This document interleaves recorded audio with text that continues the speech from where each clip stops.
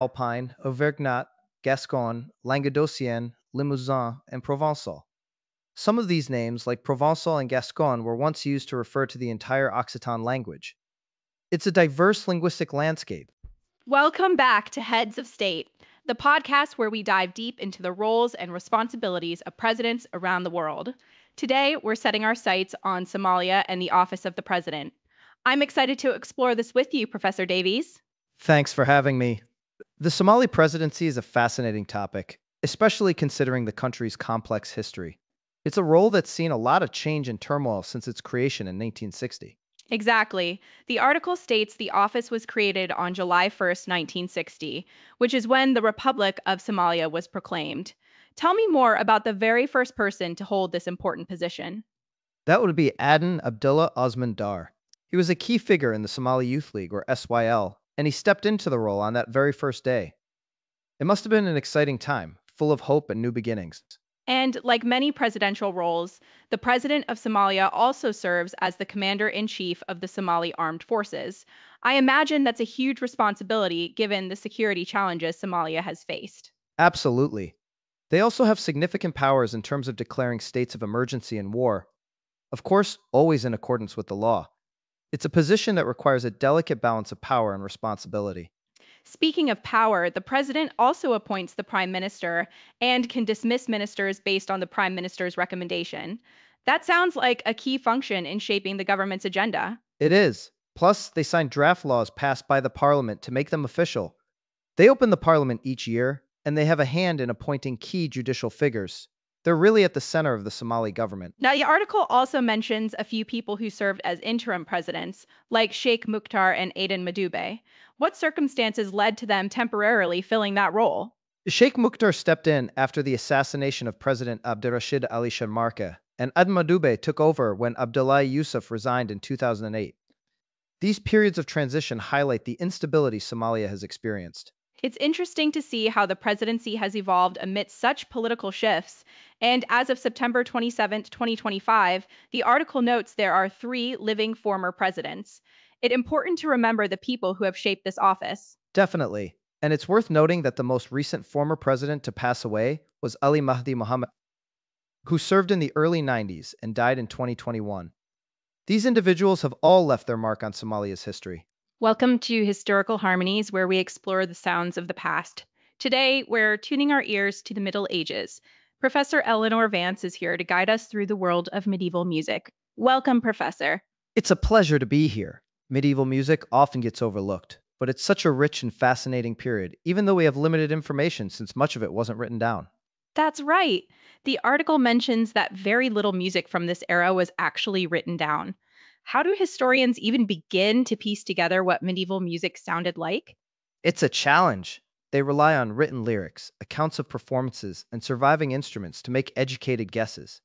We know, for example, about troubadours and trouvères, who entertained in courts and towns. Tell us more about these troubadours and trouvères. What kind of music did they create? They were essentially the singer-songwriters of their day, composing their own songs and performing them for audiences. Sadly, they rarely wrote down the tunes, only the lyrics, so the melodies are mostly lost to us. However, we know that minstrels in England also existed. That's a real shame. It's like having half the story. The article mentions Sumer is Icumen in a minstrel song with written lyrics.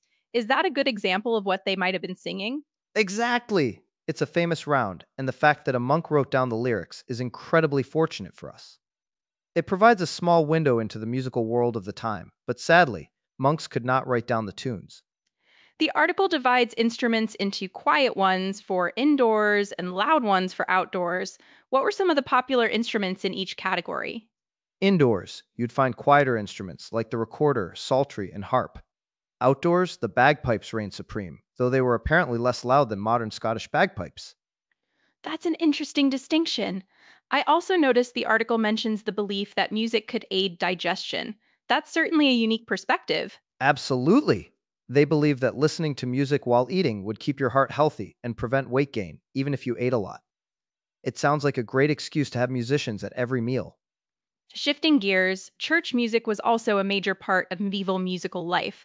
How did the church view secular or non religious music? The church wanted music to be serious and focused on worship.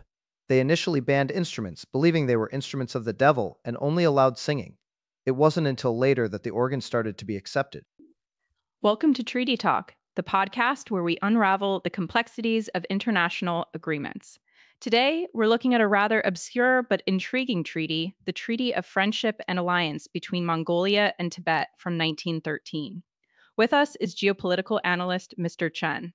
Welcome. Thanks for having me. This is a fascinating case study in international relations, especially considering the time period and the players involved. The big question is, does this treaty actually mean anything today? Exactly. The article starts by pointing out the uncertainty surrounding its validity. What were the circumstances that led Mongolia and Tibet to sign this treaty in the first place, back on February 2nd, 1913? Well, the Qing dynasty had just collapsed in 1911, leaving both Mongolia and Tibet in a power vacuum. Both regions, with their Lamaist heads of state, saw an opportunity to assert their independence, but the Republic of China didn't recognize that independence. So, this treaty was essentially a mutual recognition pact, with both promising to help each other in case of war. But the article raises serious questions about its legality, particularly concerning one of the Tibetan signatories. Yes, Agvan Dorjiev. He was a Buryat, meaning he was a Russian citizen. This created a conflict of interest, raising doubts about whether he had the authority to represent Tibet in such a significant agreement. And the Dalai Lama himself apparently denied authorizing Dorjiev to sign the treaty. It seems like there's a lot of ambiguity surrounding the legitimacy of the Tibetan representation. Precisely. Furthermore, the Russian government also chimed in, stating that Dorjiev, being a Russian citizen, couldn't act as a diplomat for the Dalai Lama. It's a real mess of conflicting claims and national interests. The article also mentions the stance of Western powers like the United Kingdom and Russia. They were hesitant to recognize Mongolian and Tibetan independence, fearing it might destabilize the region and allow other powers to gain influence. Exactly. They were playing a delicate game of power politics. A weak China controlling both regions was seen as preferable to risking either falling under the sway of a rival Western power. So, what became of this treaty? Did it have any lasting impact, or was it essentially nullified by subsequent events? It was largely superseded by the Tripartite Treaty of Kyakhta in 1915, involving Mongolia, China, and Russia. This treaty recognized Mongolia's autonomy in internal matters, but reaffirmed its status as part of China. A far cry from the outright independence sought in 1913. Welcome back to Legends of the Pitch, where we celebrate the greatest footballers of all time. Today, we're remembering Sir Bobby Charlton, a true icon of the sport. Joining me is football historian Alistair Finch. Welcome, Alistair. Thanks for having me. It's hard to overstate Bobby Charlton's importance to English football. He was a remarkable player and a true gentleman, a figure admired by fans and players alike. Absolutely. The article notes that he sadly passed away on October 21st, 2023, due to complications from dementia at the age of 86. It really marks the end of an era. It does, and it's especially poignant because he was also a survivor of the Munich air disaster. It's amazing he recovered from that tragedy to achieve such incredible things. The article mentions that he played over 600 times for Manchester United, which is just staggering. What made him such a special player on the pitch? His incredible athleticism, his powerful shot, and his sportsmanship were all factors.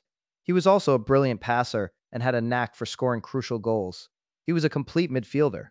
And of course, he was a key part of the England team that won the World Cup in 1966, beating Germany in the final. What role did he play in that historic victory? He was instrumental. He scored crucial goals throughout the tournament and provided the creative spark in midfield. The article also notes he secured the Golden Ball Award for that World Cup. He was a real leader.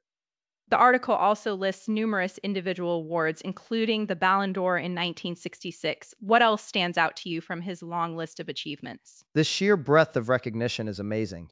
He was named FWA Footballer of the Year in 1966, was part of the FIFA World Cup all-time team, and received countless lifetime achievement awards later in life. The OBE, CBE, and knighthood also demonstrate his impact beyond football. It's a testament to his incredible talent and his contribution to the sport. And the article mentions that his older brother, Jack Charlton, was also a famous footballer. Yes, Jack was a formidable defender and also played for England in that 1966 World Cup winning team.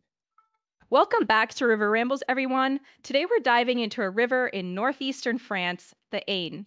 I'm excited because this river has seen some history and, as we'll see, gives its name to a whole department. I'm ready. France has so many interesting rivers. What makes the Aisne stand out? Is it a particularly long one or something? Well, it's a decent size, clocking in at about 356 kilometers or 221 miles. But what makes it special is its location and its history. It's a left tributary of the Oise River, which means it flows into the Oise Rev from the left bank. Okay, tributaries. I remember those from geography class. And you mentioned the Aisne department, so the river is pretty important to that area, I guess. Exactly. And even further back in Roman times, it was known by its Celtic name, Saxona. So the name has really stuck around for a while. It definitely leaves its mark on the region's identity. Wow, Axona. That's a cool historical tidbit. So where does this Axona, Aisne, actually begin its journey? It rises in the forest of Argonne, specifically in the Rembercourt Somain commune. That's in the Meuse department. It pretty close to the border with the Marne department. Forest of Argonne sounds like a fairy tale setting. So is it high up there? Relatively, yes. The source is at an altitude of about 240 meters, which is around 787 feet. From there, the Aisne flows generally westward. So it starts in a forest, flows west, any major cities or towns along the way? Absolutely, it flows through quite a few. We're talking about places like Vouzières, Rethel, and Soissons. It even ends its journey in the city of Compiègne, where it joins the Oise. Compiègne. That rings a bell. Isn't that where some important historical events took place? Anyway, is the Aisne prone to flooding? Or is it a pretty steady river? It actually shows typical seasonal fluctuations. The highest water levels are in winter and spring from December to May. February usually sees the highest flow.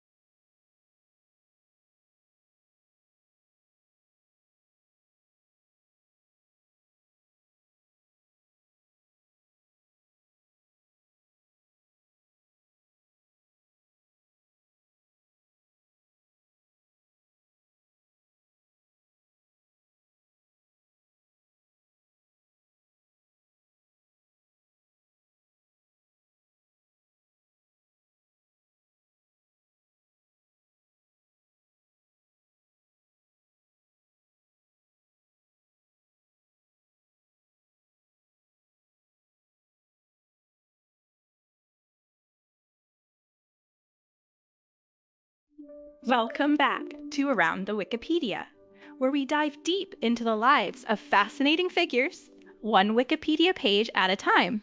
Today we're talking about Shoma Doi, a Japanese football player. I'm excited to learn about a sport that's not my forte. Thanks for having me. Shoma Doi is a name that might not be super well known outside of Japanese football circles, but he's had a really solid career. He's an offensive midfielder who spent his professional career playing for Kashima Antlers. Kashima Antlers, got it. So, this article mentions he was born in 1992, making him, early 30s now? And it says he joined Kashima Antlers in 2011, straight from their youth team. That's a pretty good trajectory, right? Exactly. Making the jump from a youth team to a J1 League club at that age is a testament to his talent and potential. It looks like he steadily rose through the ranks, becoming a regular player by 2014. Okay, 2014 is when he hits his stride. What kind of player is he? The article says offensive midfielder, but is he known for scoring, passing, what? From what I've seen, he's a versatile player. He's got a good eye for a pass and can create opportunities for his teammates, but he can also pop up with a goal himself. A real danger in the final third. The page mentions some big wins for Kashima Antlers while he was there, including the J1 League in 2016. That must have been a high point. Plus, qualifying for the Club World Cup. Absolutely, 2016 was a banner year. They won the J1 League, which then got them into the 2016 Club World Cup as the host country champions.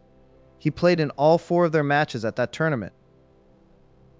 Wow, all 4 matches, and they came in second place, which is pretty impressive. It also mentions they won the AFC Champions League in 2018. He was part of a very successful team. Definitely. Winning the AFC Champions League in 2018 was huge for the club. It was their first Asian title, so that cemented his place in Kashima Antlers history. Now, it also says he played for the Japan national team. It was in 2017 for the E1 Football Championship. Only 2 games, but still, representing your country is a big deal. It is. He debuted against China on December 12, 2017. While he only played those 2 games, getting that international experience is valuable, and it shows he was on the national team radar.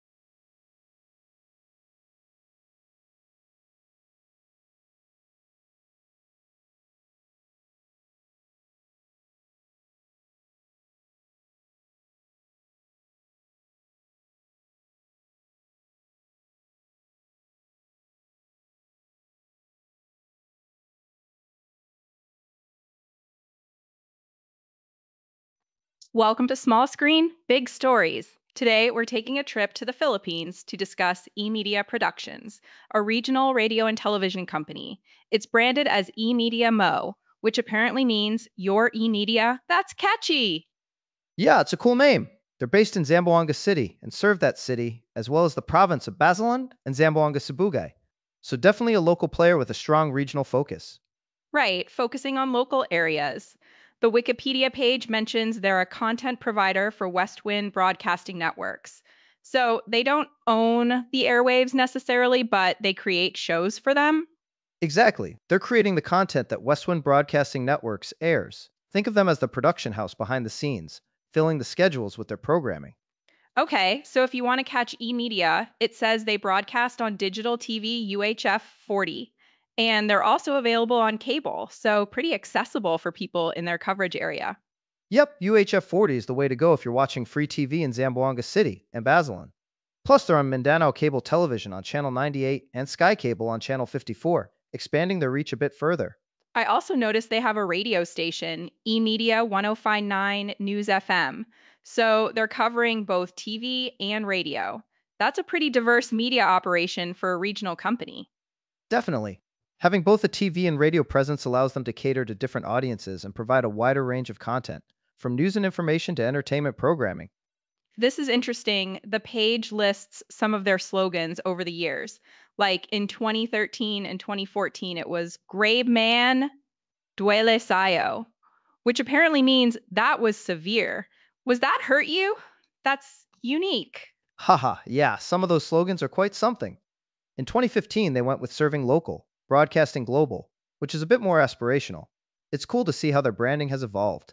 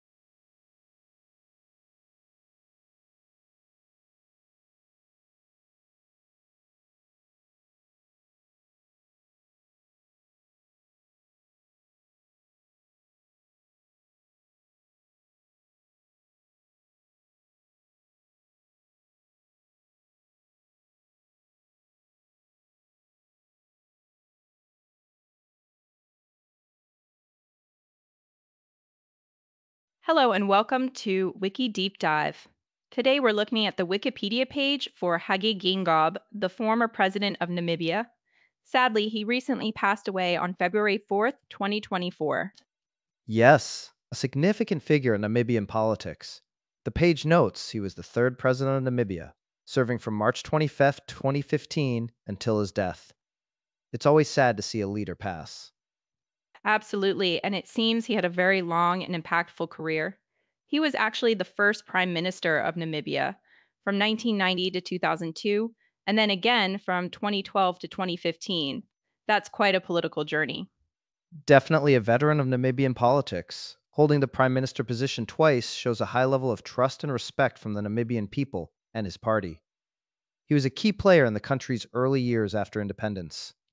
The article mentions his re-election in November 2019. He won with 56.3% of the vote, but the article also notes that it was down from the 86% he had obtained 5 years earlier. Right, that's a significant drop. The page highlights the rise of opposition figures, like Panduleni Yutula, who got 30% of the vote. It signals a changing political landscape in Namibia. It also mentions that even though his party, SWAPO, won a majority in the National Assembly, they didn't get the two-thirds majority they had previously. So, a shift in power dynamics. Precisely. It suggests a growing desire for more diverse representation and a potential challenge to the long-standing dominance of the SWAPO party. The article briefly mentions that Geingob was considered a populist.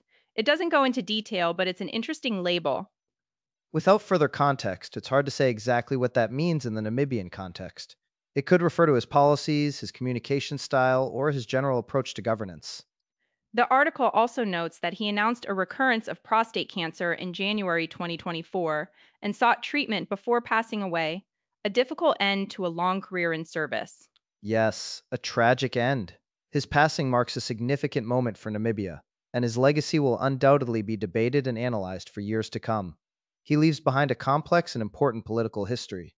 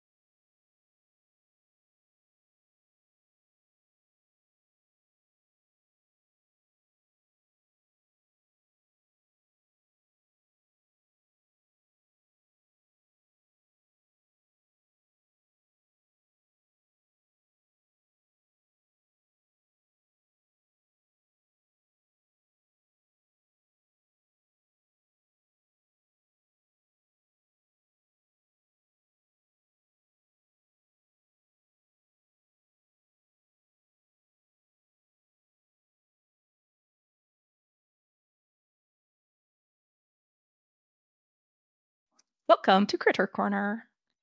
Today, we're hopping into the world of the Vicente's poison frog, or Ufoga vicente, a colorful little amphibian from Panama. What makes this tiny frog so interesting? Well, first off, it's tiny. Adult males and females are only 12 to 24 millimeter long from nose to rear end. That's smaller than my thumb. And